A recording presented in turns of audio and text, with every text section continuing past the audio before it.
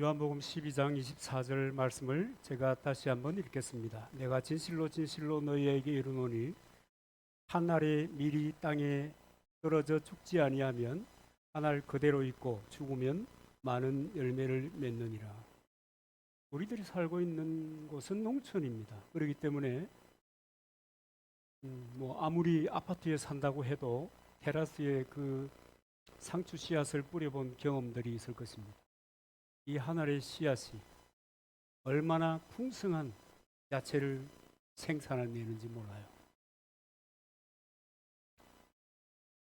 이 씨앗 하나가 떨어져 썩어 죽어야 새로운 싹이 나고 수많은 열매들을 만들어내는 것입니다. 그래서 예수님을 생각해 보면 예수님의 그 삶 자체가 씨앗과 같아요. 예수 그리스도가 십자가에서 죽어 주심으로 그리고 부활하심으로 얼마나 많은 사람들이 새롭게 살아나는지 모릅니다. 하나님의 사람, 죄와 저주로 죽었던 그 인생이, 마귀의 자녀였던 그 인생이 하나님의 자녀로 새로운 피조물로 이렇게 살아나는 것입니다. 놀라운 일이지 않습니까? 오늘 이 부활절에 여러 가지 이야기를 많이 할 수 있겠습니다만은 저는 두 가지를 좀 생각해 보려고 합니다. 그건 뭐냐면 이 교회 표지가 무엇인가라고 하는 겁니다. 교회 표지가 뭐냐? 교회 표지는 우리 개혁자들이 하나님의 말씀에 올바른 선포 그리고 성례전 우리 한 거 있지요? 이 성례전에 집례라고 했습니다. 그런데 어떤 이들은 거기에 고난을 추가하는 것을 볼 수가 있어요. 마르틴 루터도 아우스부르크 신앙 고백을 작성하면서 자기 비망록에 말이죠. 이런 얘기를 해놓습니다. 교회는 복음을 위하여 박해를 받고 순교당하는 사람들의 공동체다. 이렇게 기록해 놓은 것을 보게 되는데요. 여러분 깜짝 놀라지 않을 수가 없는 것은 지금 우리 교회는 너무 평온하고 너무 조용하다 못해 행복하기까지 하잖아요.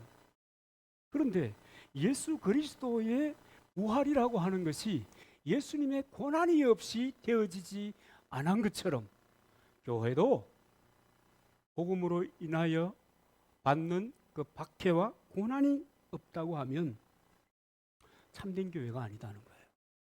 그러니까 세상에 그저 섞여가지고 있는 듯 없는 듯 살아간다고 하면 그것은 이미 공동체로서의 교회도 교회가 아니고 우리 이 육체 성전된 우리 성도들 한 사람 한 사람의 삶의 모습으로도 이미 아니다. 교회라고 얘기할 수 없다는 거예요. 자, 여러분 공동체를 위해서 주님의 복음을 위해서 얼마나 고난을 당해 보셨습니까? 여러분 그런 경험이 있었습니까? 여러분 그런 경험이 소중한 것이고 또 그런 경험을 가지고 우리의 믿음의 삶을 계속해야 될 것입니다.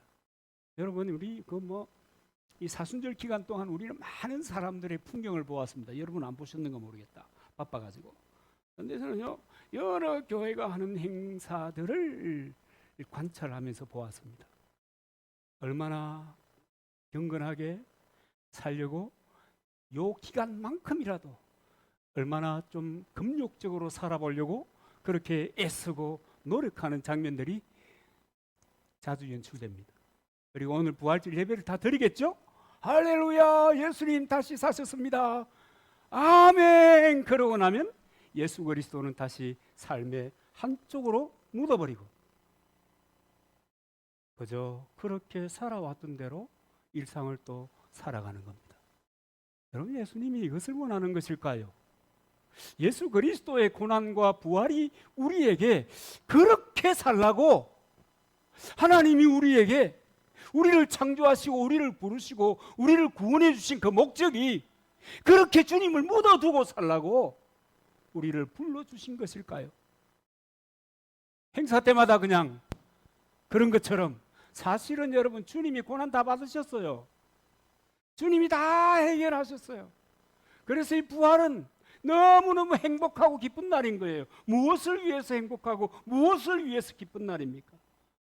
하나님이 우리를 창조하시고 하나님이 우리를 회복하신 그 회복의 목적을 인하여 기쁘고 행복한 날인 것입니다.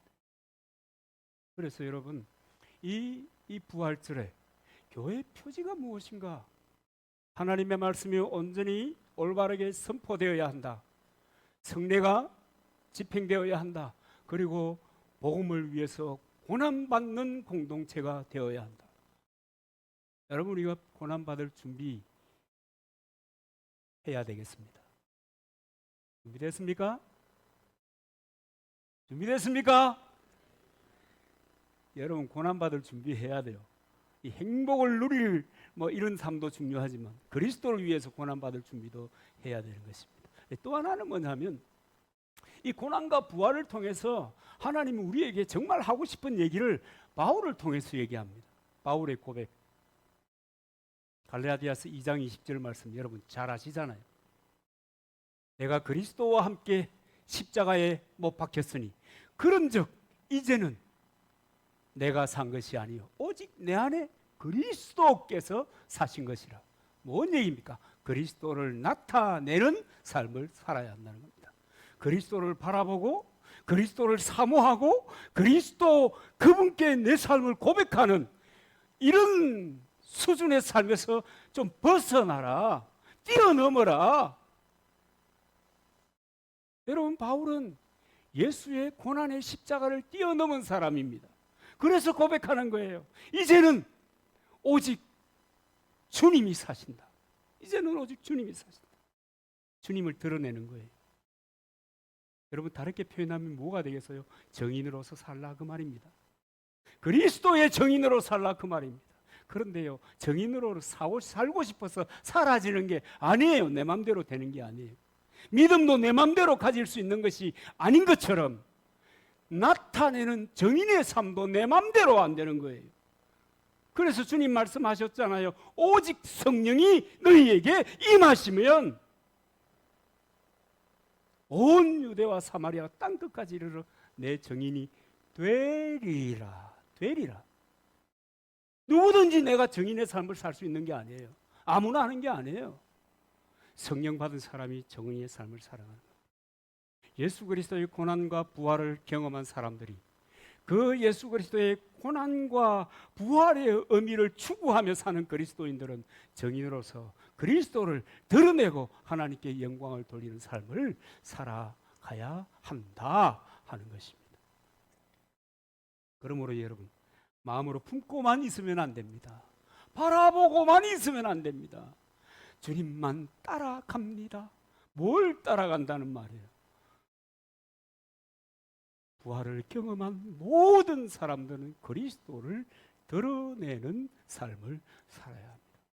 이 부활, 오늘의 이 경험이, 오늘의 이 말씀이 우리의 삶을 새롭게 하는 성원의 시간이 되시기를 주님의 이름으로 축복합니다.